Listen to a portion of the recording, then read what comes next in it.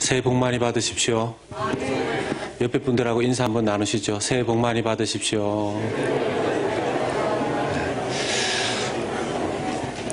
우리가 복을 많이 받기만 해서 되겠습니까? 옆에 분들하고 한 번 더 인사하십시다. 새해 복 많이 나누십시오. 새해 복 많이 나누십시오.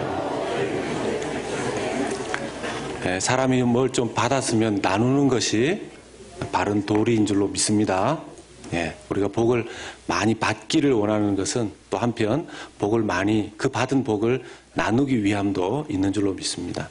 2018년 새해에는, 한 해에는 하나님께로부터 영적인 복, 육적인 복 많이 받으시고 또 사람들에게도 많이 나누어 주시는 여러분들 되시기를 예수님의 이름으로 축복합니다. 지난 한 주간 특별 새벽 부흥회로 하나님 앞에 나아갔습니다. 많은 분들이 또 참석하셔서 말씀의 은혜를 나누고 또 기도하는 시간들을 가졌는데요. 새벽 차가운 공기를 뚫고 나오시는 분들 보면서 물론 그분들이 자기 자신을 위해서도 기도하셨지만 교회 모든 성도들과 가정들을 위해서 함께 기도했었는데 그 모든 기도의 응답들이 참석하셨던 분들뿐만 아니라 우리 2018년 한 해를 살아갈 모든 교우들에게도 응답의 은혜가 함께 하실 줄로 믿습니다. 특별 새벽 부흥회를 함께 하면서 이런 생각들을 좀 가지게 되었습니다. 이번 특별 새벽 부흥회 주제가 일어나 우리를 도우소서라는 제목이었었습니다. 하나님께서 우리를 도와주셔야 우리의 영적인 삶, 육적인 삶이 형통하고 평강 가운데 지낼 수 있기 때문입니다.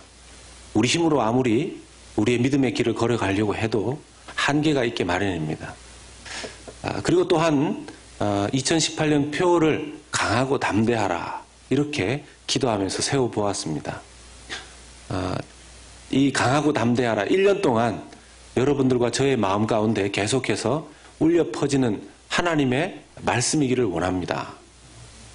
혹시 나는 더 이상 강하고 담대할 필요 없습니다. 혹시 이런 분 계십니까? 이 정도 강하면 됐고 이 정도 담대하면 됐지 뭘 더 강하고 담대할 필요가 있으십니까? 하는 분들은 안 하셔도 됩니다. 그래서 나는 한 해 동안 하나님께서 주시는 강하고 담대함이 꼭 필요합니다 하시는 분들, 옆에 분들에게 이렇게 한번 인사 나누시면서 한 번 더 덕담하겠습니다. 옆에 계신 집사님, 또 옆에 계신 장로님, 권사님에게, 또 아내에게 새해 강하고 담대합시다 하고 인사 한 번 더 나누겠습니다. 새해 강하고 담대합시다. 하나님께서 주시는 강하고 담대함이 꼭 필요한 사람이 있었습니다. 이스라엘 민족을 이끌었던 위대한 지도자 모세가 하나님의 부르심을 받아 120세에 이제 소천하게 되었습니다. 그때 그 후계자로 여호수아가 세워지게 되었죠. 여호수아가 비록 모세의 후계자처럼 이전에 모세 곁에서 늘 모세를 수종드는 사람이었었지만 여러분 1인자 옆에 2인자, 3인자가 아무리 있다 하더라도 여러분 1인자 리더십이 가지고 있는 고충과 어려움을 잘 아는 사람이 그렇게 많지 않습니다. 이걸 거기에 빗대기가 참 쉽지는 않은데요. 제가 이전에 사역했었던 교회에 갑자기 담임 목사님께서 떠나시게 됐습니다. 새 담임 목사님이 오기까지 2년 3개월의 시간이 걸렸는데요. 저도 그 교회에 부목사로 있었기 때문에 담임 목사님이 가지고 있었던 책임의 일부분을 좀 부목사님들이 나누어지게 됐습니다. 솔직히 한 석 달 정도 동안은 담임 목사님 계시지 않으니까 좋은 부분도 있었습니다. 사역 보고서 내도 정확하게 읽어서 말씀하실 분도 없고 또 제가 사역을 꼼꼼히 어떻게 하는지 누구 하나 간섭을 그렇게 또렷하게 하실 분도 없는 것 같아서 좀 마음 편한 부분도 한 석 달 동안은 있었습니다. 그런데 그 세월이 점점 지나가서 나중에 최종적으로는 2년 3개월의 시간이 걸렸었는데요. 당회 장로님들도 힘들어하시고 교역자들도 힘들어하고 사람이 누군가를 따라서 자기가 가고 싶지 않지만 가야 될 길이 좀 있습니다. 그래서 어떤 사람은 팔로워가 되고 어떤 사람은 좀 리더가 되지 않습니까? 모세는 리더로서 수많은 사람이 그 등 뒤에서 모세를 따라 애굽을 탈출하여 가나안 땅, 약속의 땅을 향하여 나아가고 있는 중에 있었습니다. 여호수아는 강하고 담대하라는 하나님의 말씀의 부탁부터 먼저 받고 이제 모세의 자리를 이어받게 됐습니다. 그런데 여기서 우리가 한번 생각해 볼 것이, 하나님께서 여호수아에게 강하고 담대하라, 네가 이제 후계자이다, 강하고 담대해라. 여러분, 여호수아가 강하고 담대한 사람이 아니었습니까? 여호수아는 이미 강하고 담대한 사람이었습니다. 38년 전에 가나안 땅 정탐을 보내었었던 12명의 수색대 중에 포함되어 있었던 사람이 여호수아였었습니다. 분명히 여러분, 약 200만 정도의 사람들 중에서 수색대 12명을 발탁할 때에는 가장 담대하고 강한 사람들 뽑아서 보내지 않았겠습니까? 그리고 그 12명 중에서 가나안 땅을 정탐한 이후에 10명은 마음이 약해지고 두려워져서 부정적인 보고를 했고요. 여호수아와 갈렙 두 사람은 그 가나안 땅을 보고 난 이후에도 강하고 담대한 마음으로 그 땅은 하나님이 우리에게 주신 땅입니다 라고 그런 담대한 보고를 했었던 사람이 여호수아 아닙니까? 그 여호수아에게 왜 하나님께서는 모세의 후계자가 되는 이 마당에 강하고 담대하라, 이 말씀을 먼저 주시는 것입니까? 이미 강하고 담대한 사람이었는데요. 여러분, 그 곁에서 모세의 리더십을 아무리 가까이에서 봐왔다 할지라도 실제로 모세의 리더십을 이어받는 것은 완전히 차원이 다른 모습, 그 자리가 된다라는 것입니다. 많은 사람들이 옆에서 보면 훈수도 잘 두고요, 그 사람 당사자가 보지 못하는 것을 많이 본다고 그래요. 저도 목회를 해보면 저에게 와서 목사님, 설교를 좀 이렇게 해보는 게 어떻겠습니까? 목사님, 목회를 좀 이렇게 해보시는 게 어떻겠습니까? 찬양 인도하시는 목사님에게 와서 목사님, 이번 주는 이런 곡을 하셨는데 다음에는 좀 이런 곡을 뽑아보시면 좀 어떻겠습니까? 성가대 지휘자 집사님에게 와서 좀 이런 식의 곡들을 하면 어떻겠습니까? 이렇게 말하시는 분들이 있을 수 있습니다. 아마 곁에서 보면 목회자의 빈틈이 보이고 또 사역자의 빈틈이 보여서 그러실 수 있겠죠. 그러면 만약 그분이 실제로 그 자리에 서서 사역을 감당한다면 어떨까요? 감당하실 수 있겠습니까? 물론 감당하실 수는 있겠죠. 감당하실 수는 있을 겁니다. 왜냐? 저도 사람이고 다른 분들도 아무리 그 자리에 있다 하더라도 사람이기 때문입니다. 그런데 옆에서 보던 그 마음과 실제로 그 자리에 갔을 때의 현실은 다른 것이죠. 완전히 다릅니다. 대통령을 뒤에서 이런저런 말로 늘 비판했던 그 사람이 막상 대통령의 자리에 올라가면 별반 차이 없는 리더십을 보일 때가 있습니다. 그래서 사람들이 이야기하죠. 그 사람이 그 사람이네. 구관이 명관이네. 그래서 여러분, 그 유명한 얘기 있지 않습니까? 어떤 할머니에게, 할머니 어떻게 다시 태어나시더라도 옆에 계신 할아버지와 결혼하시겠습니까? 물어보니까 결혼하시겠다는 거예요. 예상외로. 그래서 아니 할머니 그렇게 남편이 좋으세요? 물어보니까 할머니 하시는 말씀이 그놈이 그놈이야. 네. 인생을 터득하신 분이시죠. 그 다 살아보니까 그 사람이 다 별거 없고 다 그 사람이 그 사람이더라는 것입니다. 뭔가 깨달으신 분이시기도 하신 거죠. 여호수아에게 있어서 자기가 모세의 후계자가 된다라는 것은 어쩌면 여호수아가 모세가 하는 일을 더 가까이서 봤기 때문에 두려운 일일 수도 있습니다. 저도 그냥 교회 안에서 사역을 하는 한 사람이었을 때에는 담임 목사님 목회 저렇게 하시는 것보다는 좀 이렇게 하면 좋을 텐데, 설교를 오늘은 저렇게 하셨는데 좀 다른 본문으로 딜리버리를 좀 그렇게 하시면 좋을 텐데, 이렇게 생각할 때가 많았습니다. 그런데 점점 부목사로서 부교육자로서 사역하는 시간이 늘어가고 나중에 담임 목사님 더 가까이에서 사역하게 될 때 어느 날 제 마음 가운데 덜컥 이런 마음이 생겼습니다. 하나님, 목회 자신 없는데요. 목회 자신 없는데요. 저거 감당 못 하겠는데요. 저런 일이 저한테 발생하면 저 쉽지 않겠는데. 그때부터는 하나님 저 담임 목사로 세워주세요. 이런 기도가 어느 날부터 쉽게 안 나오기 시작했습니다.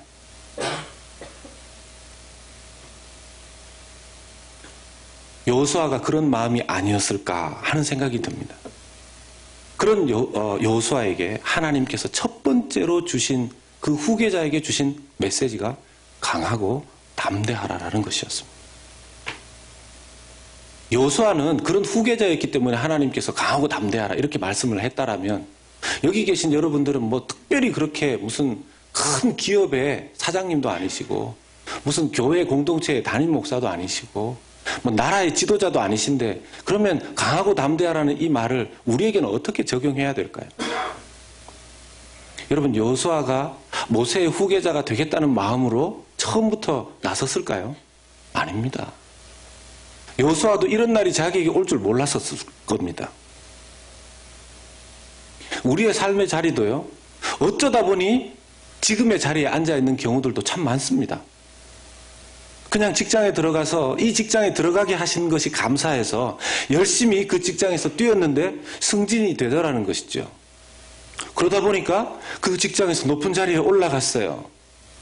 처음에 말단 직원으로 들어와서는 자기 일만 열심히 하면 됐는데, 높은 그 상위 리더십에 올라가고 보니까 해야 될 일들이 너무 많고 결정해야 될 일들이 그냥 나 혼자만 걸려있는 것이 아니라 다른 사람들의 생사에 다 걸려있다는 것을 느끼게 되는 그런 시점이 있더라는 것입니다.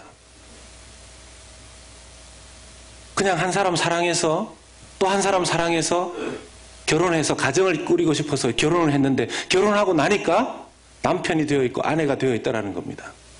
그리고 행복하게 살았는데 어느 날 아기가 생겼다는 거예요. 그래서 아기가 생긴 것은 좋았는데 태어나고 보니까 자기가 아빠가 되어 있고 엄마가 되어 있다는 것입니다. 짐이 점점점 무거워지네요. 아이가 너무 귀여운데 자라고 보니까 자기가 책임져야 될, 가장으로서 책임져야 될 일들이 더 많아지고 엄마로서 해야 될 일들도 더 많아지더라는 것입니다. 저요? 그냥 하나님 앞에 은혜 받고 난 이후에 제 인생의 가장 행복한 일이 뭘까? 그냥 복음에만 전점해서 전임 사역자로 내 인생을 드려야 되겠다라고 헌신하고 신학교를 가고 교회 사역을 했는데요. 그냥 그거 자체가 즐거웠습니다. 그런데 시간이 지나서 전도사가 목사가 되고, 시간이 지나서 그 부목사로서 자꾸 책임이 늘어가고, 나중에 담임 목회자의 자리에까지 이렇게 서고 보니까 처음 시작했을 때 하나님 앞에 그냥 감사한 마음으로 시작했었는데 지금은 부담이 너무너무 많이 늘어난 겁니다. 여러분들 그렇지 않으십니까? 어떻게 그 자리까지 오셨어요? 어떻게 이 자리까지 오셨어요? 미국 오면 사랑하는 자녀들과 함께 행복하게 자녀들의 미래도 밝아지고, 나도 더 열심히 일하는 만큼 돈을 벌 수 있고 희망의 땅 아메리칸 드림 가지고서 미국에 왔는데, 어떻게 살다 보니까 이 자리까지 오게 되셨어요. 자녀들이 이렇게까지 자라게 되셨어요. 감사하고 좋은데 부담도 큽니다. 그리고 하나님께서, 하나님 믿는 믿음 안에서는 너 그냥 너만을 위해서 그렇게 살지 말고 하나님의 나라를 위해서 너의 신앙에 걸맞게 사명 가지고 살아가라는 부담을 자꾸 주십니다. 그거 어떻게 감당합니까? 어쩌다가 이 자리까지 오시게 되셨습니까? 그리고 이 자리에서의 그 사명은 도대체 어떤 마음으로 감당하실 수가 있으실 겁니까? 그런 모든 이에게 하나님께서 말씀하십니다. 강하고 담대하라. 강하고 담대하라. 그 마음이 너무너무 중요하고 필요한 하나님의 말씀이셨습니다. 그런데 이 강하고 담대라는 말을 여호수아가 들었을 때, 여호수아는 안 그랬겠지만 제 마음에는 이런 마음이 있었습니다. 하나님, 굳이 강하고 담대하라는 말씀을 저한테 하시지 말고 그냥 강하고 담대하게 해주시면 안 됩니까? 그냥 강하고 담대하게 자동으로 그냥 세워주셨으면 거기에 맞는 지혜와 능력을 그냥 알아서 주시면 안 됩니까? 애가 태어났으면 자동적으로 아이를 어떻게 키워야 될지 지혜가 주어지고, 남편이 되고 아내가 되었으면 어떻게 배우자를 서로 사랑해야 되는지 그런 지혜와 능력이 생기면 안 됩니까? 굳이 그걸 하나님 말씀하시고 나는 그걸 또 배워야 되고 기도해야 되고 노력해야 되고 이런 과정이 꼭 필요한 겁니까? 아니, 결혼식은 꼭 해야 됩니까? 그냥 결혼해서 살면 안 됩니까? 애는 꼭 낳아야 됩니까? 그냥 부부끼리 서로 좋으면 되지. 애 낳아서 고생하는 게 얼마나 큰데. 하나님, 어려운 거 그렇게 우리가 감당해야 될 필요가 있습니까? 의사였고 작가였던 스캇 팩이라는 분이 아직도 가야 할 길이라는 책에서 인생을 이렇게 설명합니다. 인생은 고해의 과정이다. 인생 자체가. 근데 이거 모르는 분들이 없지 않습니까? 그런데 꼭 보면 그런 분들이 쓰면 더 있어 보여요. 제가 얘기하면 그냥 다 누군가가 하는 얘기인데 그런 분들이 이렇게 책에서 딱 쓰면 정말 있어 보입니다. 인생은 고해의 과정이다. 고해의 바다에 빠져 있는 것이다. 이렇게 얘기합니다. 그런데 문제는 많은 사람들이 왜 힘들어 하느냐 하면 그 고해, 그 고통을 자기가 감당하려고 직면하는 것이 아니라 자꾸만 피하려고 한다는 것이죠. 인생의 고통에 대해서. 인생의 고통을 피하려고 하는 사람들에게 많은 도구들이 있습니다. 어떤 사람들은 인생이 너무 고통스러우니까 저절로 그 고통이 사라지기를 기대하는 그런 사람들이 있습니다. 오늘 너무 힘들지만 내일 아침에 잠을 잠자고 내일 아침에 일어나면 그 고통이 싹 사라져 있기를 바라는 마음이 있습니다. 밤에 기적이 일어나기를. 근데 아침에 일어나 보면 또 똑같죠. 그리고 어떤 경우에는 정신적인 이 스트레스를 이기고 싶어서 약을 복용하는 경우도 많습니다. 전 세계를 통틀어서 보면 선진국들이 훨씬 더 신경안정제를 많이 복용합니다. 일본, 미국 얼마나 많은 신경안정제가 팔려나가는지 모릅니다. 정신과 의약품들이. 왜 그렇습니까? 고통은 다가오는데 그 고통을 직면하기보다는 그런 약물들을 통해서 자기를 달래보려고 하는 것이죠. 고통을 달래보려고 하는 것이죠. 문제는 그 고통이 달래집니까? 어떤 경우에는 그런 고통도 아예 싹 잊고 자기 도피를 하기 위해서 여러 가지 술, 마약, 도박 이런 데 빠지는 경우들도 있습니다. 왜 그렇습니까? 그런 쾌락 속에 자기의 고통을 잠시라도 잊고 싶은 것이죠. 그렇게 피하는 이상은 결코 자기가 이겨내서 자기가 누려야 될 행복은 자기에게 오지 않는다라는 것입니다. 그런데 여호수아 같은 경우는 어떻습니까? 자기가 추구해야 될 행복뿐만 아니라 그 수많은 200만, 약 200만에 가까운 그 백성들을 거느리고 이끌고 그 위대한 지도자 모세가 없어진 이후에 자기가 이끌고 가나안 땅에 들어가 정복하는 전쟁을 해야 됐었다라는 것이죠. 그러니 그의 마음 가운데 두려움이 왜 없었겠습니까? 생각만 해도 상상만 해도 두려울 수밖에 없었을 것입니다. 사람이 두려우면요, 그 두려움 자체가 입으로 나오게 되어 있고 입으로 나온 그 두려움은 자기의 몸에도 영향을 끼치게 되어 있습니다. 제가 한번 말씀드린 적이 있는 것 같은데 어느 날 철도 회사에서 운영하는 그 철도의 수송 열차 중에서 냉동칸이 있었습니다. 그 냉동칸을 조사하기 위해서 철도 공무원이 그 냉동 창고 안에 잠시 들어갔는데 문제는 밖에서 잠겨버린 거예요. 나올 수 없어서 두려워하는 나머지 그 아침까지 그냥 그렇게 보낼 수밖에 없었는데 그 다음날 다른 사람에 의해서, 다른 공무원에 의해서 이 사람이 발견이 됐습니다. 그 사람 죽어 있었어요. 근데 사인이 뭔지 아십니까? 네, 추위에 죽었어요. 추위에. 동사했다는 겁니다. 근데 문제는 그 냉동 창고는 냉동 기능이 꺼져 있었습니다. 여러분, 사람이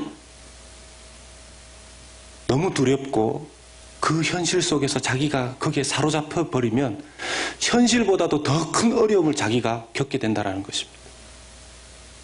원래 2018년 우리의 삶에 고통이 없지는 않을 것입니다. 예상 못한 길을 걸어가야 되는 저와 여러분들의 운명입니다. 그러면 다른 것으로 달래고 다른 것으로 도피하면서 2018년을 걸어갈 것이 아니라 하나님께서 주시는 강하고 담대한 믿음과 마음으로 이 여정을 걸어가실 수 있기를 주님의 이름으로 축복합니다. 어떻게 해서든지 피하지 않아야 됩니다. 그런데 하나님께서 우리에게 강하고 담대하라고 말씀하셨을 때 어떻게 강하고 담대해야 되는가? 구체적으로 하나님께서 이렇게 말씀하십니다. 말씀이 그 방법이다. 말씀이 그 방법이다. 강하고 담대하려면 어떤 네이비실 그 특수훈련소 같은 그런 군대에 보내는 게 맞지 않을까요? 그런데 어떻게 강하고 담대할 수 있는 방법이 말씀이라고 하십니까? 오늘 말씀 여호수아 1장 7절 8절 말씀 보겠습니다. 여호수아 1장 7절에서 8절 말씀 같이 한번 읽겠습니다. 오직 강하고 극히 담대하여 나의 종 모세가 내게 명령한 그 율법을 다 지켜 행하고 우로나 좌로나 치우치지 말라. 그리하면 어디로 가든지 형통하리니 이 율법책을 내 입에서 떠나지 말게 하며 주야로 그것을 묵상하여 그 안에 기록된 대로 다 지켜 행하게. 그리하면 내 길이 평탄하게 될 것이며 내가 형통하리라. 아멘. 여러분, 강하고 담대함이 말씀을 통해서 온답니다. 신기하지 않습니까? 어떻게 강하고 담대함이 말씀을 통해서 올 수 있습니까? 성경이 하나님의 말씀을 믿으십니까? 그러면 하나님이 전능하신 분이시고 모든 것들을 이루실 수 있는 그런 분이심을 역시 믿으십니까? 그러면 이 두 가지를 연결시켜 보면 하나님은 그런 분이시고 하나님의 말씀도 동일하게 전능하신 하나님의 입에서 나온 말씀이고 하나님의 그 말씀을 받은 우리에게 끼쳐지는 영향도 하나님의 그 능력과 그 담대함과 강함이 우리에게 영향 미쳐줄 줄 믿으셔야 합니다. 그걸 믿으셔야 합니다. 그리고 정말 그것을 믿는다면 하나님의 말씀을 가까이 해야 합니다. 우리의 입에서 마음속에 담겨져 있는 부정적인 것들이 우리의 입에서 나오는 것이 아니라 전능하신 하나님의 말씀이 우리의 입술에서 나와야 하고 우리의 마음에 심겨져 있어야 한다는 것입니다.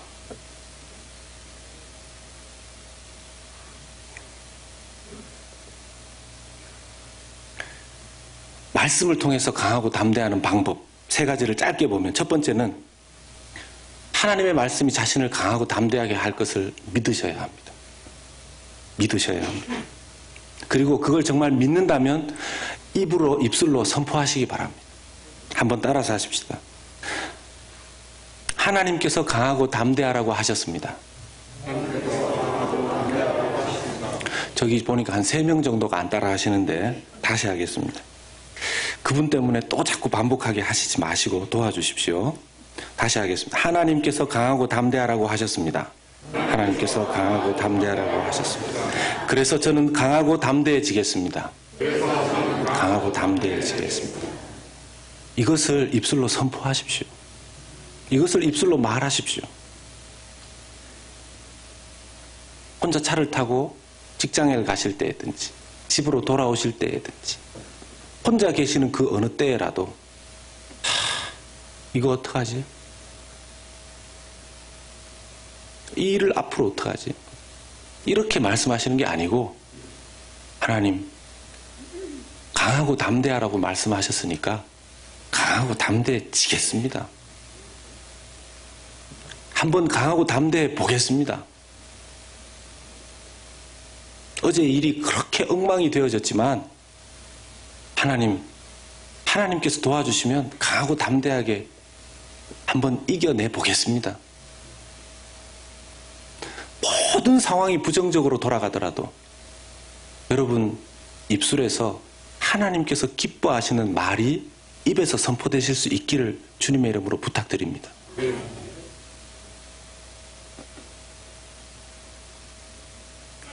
민수기 성경의 말씀에 그랬습니다. 너의 말이 너의 귀에 들린 대로 내가 이루어 주겠다. 부정적인 말 하지 마십시오. 2018년에는 부정적인 말을 하지 않는 해로 아예 결심을 하십시오. 어떤 분들은 아주 투머치, 초긍정적인 말을 하시는 분들이 계세요. 차라리 그러세요, 차라리. 어떤 분들은 제가 무슨 말만 하면, 우리 교회도 이렇게 이런 것들을 할 수 있겠습니까? 그러면 그냥, 아멘, 할렐루야! 막 끝까지 들어보시지도 않고, 막 무조건 아멘, 할렐루야. 할 수 있습니다! 막 그러세요. 저보다 우리 집사님, 권사님, 장로님 믿음이 더 좋습니다. 자녀들을 향해서도 어떤 부모님 보면 그래요. 그냥 넌 이것도 잘할 수 있고 저것도 잘할 수 있고.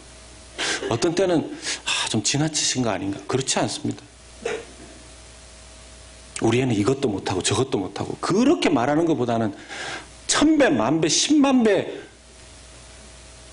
숫자를 제가 어떻게 하여튼 5조 8천 그만큼 훨씬 더 그게 더 나은 겁니다. 자기 자신에 대해서도 교회에 대해서도 마찬가지입니다. 여러분 교회에 대해서 어디 가서 부정적으로 얘기하지 마십시오. 왜 자기 얼굴에 침을 뱉고 자기 얼굴에 막 그렇게 먹칠을 하려고 그러죠? 어떤 분들은 다른 교회에 대해서 부정적인 얘기도 막 하십니다. 여러분 작은 집하고 큰 집하고가 좀 사이가 안 좋다고 치십시다. 작은 집에서 굳이 큰 집에 대해서 부정적인 얘기를 다른 이웃한테 가서 얘기를 해야 됩니까? 우리 큰 댁에 가니까 말이야. 우리 작은 아버지는 말이야. 그런 얘기를 해야 되겠습니까? 어떤 분들은 교회에 대한 부정적인 얘기를 하는 게 아주 습관이 되어 계신 분이 계세요. 기독교에 대해서도 기독교가 이렇고 저렇고. 요즘 목사님들은 복음을 전하지 않는다고. 도대체 어떤 목사님들이 복음을 전하고 계신지 모르겠어요. 제가 보니까 거의 대부분 목사님들이 복음을 전하고 계신데 십자가를 말씀하고 계신데 그 목사님만 복음을 전한다고. 그 목사님만. 그래서 그 목사님이 돌아가셔도 비디오 틀어놓고 그 목사님 말씀만 설교만 듣고 어떻게 하시겠다는지 모르겠어요. 이어서 비슷하지만 두 번째는요. 말씀, 하나님의 말씀에 이번에는 정말 하나님 말씀과 가까이 하겠다고 결심하십시오. 매일매일 하나님의 말씀에 목숨을 걸어야지만 우리의 삶에 주시는 강하고 담대한 능력이 나타납니다. 매일매일. 제가 작년에 운동을 하려고 꾸준히 노력을 했는데 정말 할 시간이 안 나오더라고요. 그래서 결심을 했습니다. 꼭 운동을 하나 하자. 그래서 제가 할 수 있는 운동을 막 생각해 보니까 저 혼자서 시간 내서 할 수 있는 게 아무도 부르지 않고 어떤 공간에서도 할 수 있는 게 푸시업이더라고요. 푸시업. 돈도 안 들고 공간도 별로 필요 없습니다. 파트너도 필요 없습니다. 저 혼자 하면 되거든요. 그래서 오랜만에 마음 먹고 푸시업을 하니까 제가 옛날에는 운동 좀 이렇게 했는데 몇 개 못 하더라고요. 한 2달 정도, 2달 반 정도 됐는데요. 하여튼 이렇게 머릿속에 잡념이 들려고 하면 한번 해보려고 노력했습니다. 매일매일 하는데 한 일주일을 했는데도 이게 좀 한 개, 2개 늘어나지 더 안 늘어나는 겁니다. 지금 한 2달 반 정도를 꾸준히 하다 보니까 지금 한 번 하면 한 40개에서 45개 정도는 합니다. 꼭 남의 얘기에 대해서는 놀라시지도 않고 집에서 뭐 한 푸시업 한 100개쯤 하시는가 봐요. 우리 연합교회 성도님들은. 정말 대단하십니다. 여기 뭐 보니까 이렇게 뭐 근육이 좋으신 분들이 여기 좀 계시긴 한데 제 나이에 40개도 작은 건 아닙니다. 매일매일 하셔야 돼요. 어떤 분들이 한 3일 정도 기도하고 말씀 묵상해 봤는데 목사님 은혜가 안 오는데 능력이 안 오는데요. 강하고 담대해지지 않는데요. 더 막 위축되는데요. 3일 해서 이게 안 된다니까요. 3일 해서. 매일매일 하셔야 됩니다. 그리고 마지막으로는 말씀 묵상을 하다 보면 또 흐트러지는 은혜가 사라지는 그때가 오는데 그때 다시 결심하셔야 됩니다. 여러분 놀라운 게 우리가 은혜를 받으면 그 다음 과정이 뭘까요? 예? 놀라운 게 잘 못 살다가 결심하고 하나님께 가까이 나가면 은혜를 받습니다. 근데 그 은혜 다음이 교만해지더라고요. 어떻게 제가 그걸 알까요? 왜 저를 보십니까? 어떻게 하셨어요? 제가 그렇더라고요.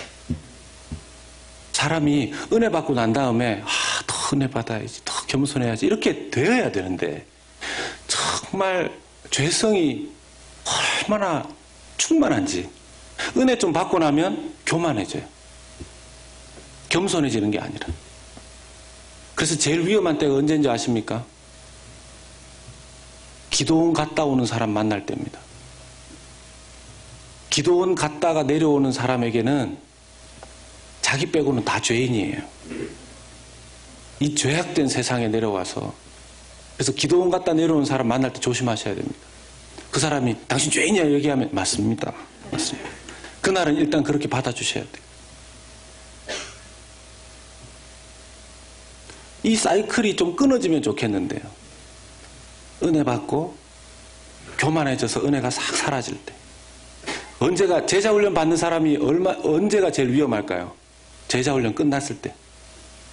사역훈련 끝났을 때. 특별 새벽기도 하는 동안에는 걱정 안 해도 됩니다. 그거 다 하고 끝났을 때. 특세도 안 나오고. 목사님 특세 나와서 맨날 조는 거 내가 봤는데.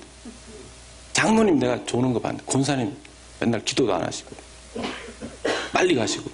누구 집사님 나오시지도 않고. 그럼 지금 은혜 잘못 받은 겁니다. 은혜는 제가 받고 혜택은 누가 누린다고요? 옆 사람이 누린다. 그게 진짜 은혜 받은 사람의 모습인 줄로 믿습니다. 아내가 은혜 받았습니까? 혜택은 누가 누려야 된다고요? 남편이 누려야 된다. 남편이 은혜 받았습니다. 혜택은 누가 누려야 된다고요? 옆에 있는 사람들, 자녀들이 누려야 된다고. 왜 아버지가 은혜 받고 왔는데 집에 와서 애들한테 잔소리 하냐는 거예요. 왜 아내가 은혜 받고 왔는데 집에 와서 남편 보고 밥은 당신이 해 먹으라고 하냐는 거예요. 당신 혼자서 짜장면 시켜 먹든지 애들한테 라면 끓여 먹든지. 은혜가 너무 충만해서 그 은혜 제대로 받은 게 아니라는 겁니다.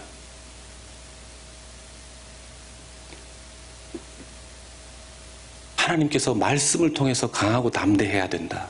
그래야 가나안 땅을 차지할 수 있다 말씀하셨습니다. 왜냐? 말씀에 하나님의 능력과 은혜가 있을 뿐만 아니라 하나님께서 그 땅을 차지할 수 있는 지혜와 길도 보여주시기 때문이었습니다. 여러분, 저는 이제 베케이션이 되면 이제 여행을 좀 가는데 여기 여행 좋아하시는 분들 계시죠? 저는 뭐 여행을 준비할 시간도 없거니와 어디로 가는지도 잘 모르고 베케이션 때 되면 제 아내한테 여행 스케줄을 완전히 맡겨놓습니다. 그러면 이제 스케줄 잡아서 가는데요. 가면 뭐 어디로 가는지도 모르고 무엇을 해야 되는지도 모르고 그냥 밥만 먹여주면 잠만 재워주고 밥만 먹여주면 그냥 운전해서 갑니다. 그런데 저의 그런 마음과 다르게 제 아내의 마음은 굉장히 밝고 담대하고 기대하는 마음이 크다는 걸 보게 돼요. 그 차이가 어디에서 이루어지는가? 제 아내는 그 여행지를 잡고 나면 도서관에 가서 아니면 자기 주변에 있는 책들을 다 모아서 한 달 정도도 좋고 스타디를 합니다. 자기는 알고 있는 거죠. 그러니까 그 여행의 여정이 즐겁고 기대되는 것입니다. 저와 달리, 저희 자녀들과 달리.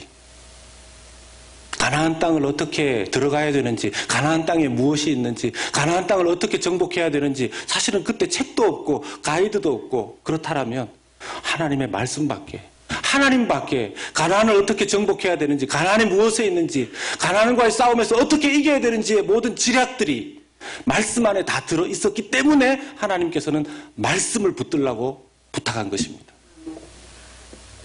사랑하는 여러분, 올 한 해 내 힘으로 올 한 해를 살아가려고 하시지 마시고 하나님의 손에 붙잡힌 바 되어져서 이 1년을 살아가기를 작정하시기 바랍니다. 말씀을 붙잡으십시오. 올해는 정말 말씀 붙잡으십시오.